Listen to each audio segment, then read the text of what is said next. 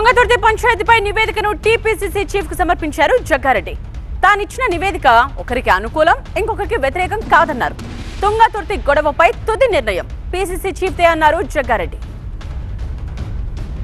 తుంగతుర్తిలో ఎమ్మెల్యేకు ఇతర పార్టీ నేతలకు మధ్య జరిగిన గొడవలపై లోతుగా అధ్యయనం చేశారు టీపీసీసీ వర్కింగ్ ప్రెసిడెంట్ జగ్గారెడ్డి.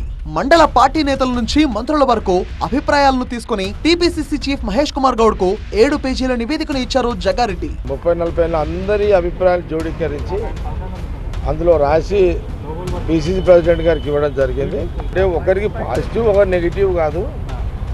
ప్రతి ఒక్కరి నాయకుడి యొక్క పార్టీ ఎదుగుదలకు ప్రతి కార్యకర్త, ప్రతి నాయకుడి యొక్క చేయేస్తేనే ఎదుగుతుంది. కాబట్టి తన రిపోర్ట్ ఏ ఒక్కరికి అనుకూలం కాదన్నారు జగ్గారెడ్డి. అందరినీ సమన్వయం చేసేలా, సమస్య పరిష్కారమయ్యేలా నివేదిక ఇచ్చా అన్నారు. అందరినీ సమన్వయం చేసే రిపోర్టే ఇచ్చిన పార్టీ కార్యకర్తలు, నాయకులు, ఎమ్మెల్యే, ఎంపీలు, మాజీలు, మంత్రులు, మినిస్టర్స్, సీనియర్ నాయకులు, కార్యకర్తలు అన్ని అభిప్రాయాలను జోడీకరించి రిపోర్ట్ ఇచ్చిన. అందరూ నెత్తుకొచ్చి చేస్తేనే కాంగ్రెస్ పార్టీ.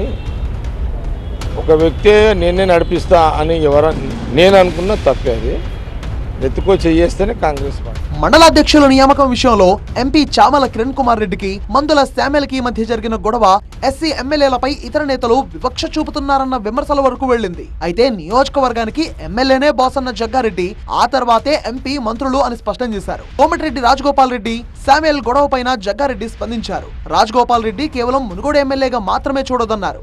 సమస్య లేదు అనుకుంటే ఏముండయి. సమస్యను తెచ్చుకోవాలంటే అన్ని సమస్యలే ఉంటాయి. ఆ లీడర్షిప్ మీద డిపెండ్ అయి ఉంటుంది. అందరితో కలుపుకొని పోతే సమస్య లేదు. తుంగతుర్తి గొడవకు తన నివేదికతో ఫుల్ స్టాప్ పడుతుందని ఆశాభావం వ్యక్తం చేశారు జగ్గారెడ్డి.